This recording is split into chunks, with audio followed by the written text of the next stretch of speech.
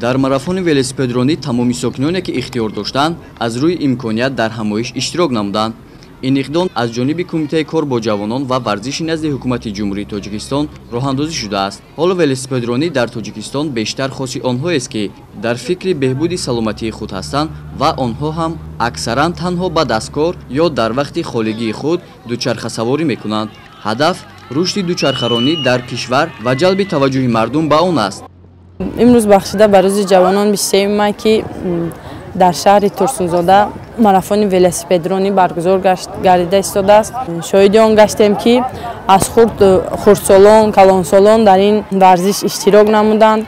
миннатдории худамонро мерасонем ба муҳтарам пешвои миллат, раиси шаҳри Турсунзода ки чунин мусобиқаҳо баргузор мегардад ва мо ҷавонон кӯшиши зиёд менамоем ки дар чунин мусобиқаҳо иштирок намоем ва парчами Тоҷикистонро баланд бардорем.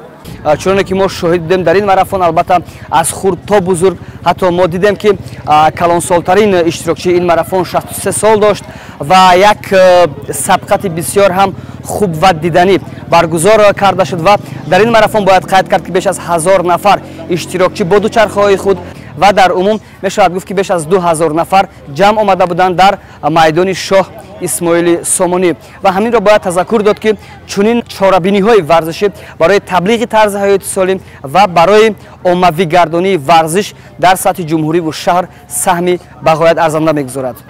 дар анҷоми чорабинӣ аз ҷониби мақомоти иҷроияи ҳокимияти давлатии шаҳри Турсунзода ба беҳтарин варзишгарон ва иштирокчиёни фаъол диплом ва тӯҳфаҳои хотиравӣ тақдим карда шуд. гузориши соҳибнур Абдурасулов, Хуршед Алимов аз шаҳри Турсунзода барои барномаи иттилоъоти Навид.